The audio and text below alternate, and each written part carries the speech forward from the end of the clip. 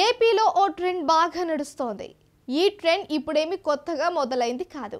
ఓ సినిమాలో నేను trend follow అవ్వను, ట్రెండ్ సెట్ చేస్తా అన్నట్లు ఇక్కడ వ్యవహారం ఉంది. అయితే ఇక్కడ అదే ట్రెండ్ ఫాలో అవుతూ జాక్పాట్ కొట్టేస్తున్నారు ఆ మహిళా నేతలు. ఆ వృత్తి నుంచి వచ్చిన వారు రాజకీయాల్లో రాణించడం, అందున వారందరూ మహిళలు కావడం ఇక్కడ చెప్పుకోవలసిన విశేషం.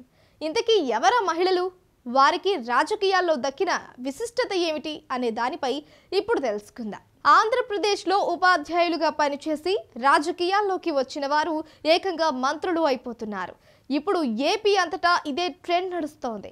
తాజాగా హోంమంత్రి వంగలపూడి అనిత రాజకీయాల్లోకి రాకముందు ఉపాధ్యాయురాలిగా పనిచేశారు. అలాగే మాజీ మంత్రి తానేటి వనిత కూడా ఎమ్మెల్యే కాకముందు కాలేజీలో లెక్చరర్గా ఉద్యోగం చేశారు. అదేవిధంగా మాజీ మంత్రి పీతల సుజాత సైతం ఉపాధ్యాయురాలిగా పనిచేసిన వారే. దాంతో టీచర్లందరూ ఏపీలో మంత్రులు అవుతున్నారనే టాక్ బాగా వినిపిస్తోంది. ఎందుకంటే ఇప్పటికే ఉపాధ్యాయులుగా పనిచేసి అనంతరం ఎమ్మెల్యేలుగా గెలుపొంది మంత్రులవ్వడం ఇందుకు ఉదాహరణగా చెప్పవచ్చు. ప్రస్తుతం వంగలపూడి అనిత ఇటీవల జరిగిన సార్వత్రిక ఎన్నికల్లో విశాఖ జిల్లా పాయకరావుపేట నియోజకవర్గం నుంచి తెలుగుదేశం పార్టీ తరపున ఎమ్మెల్యేగా గెలుపొందారు. అంతేకాదు తాజాగా చంద్రబాబు మంత్రివర్గంలో కీలకమైన హోంశాఖ మంత్రిగా బాధ్యతలు స్వీకరించారు.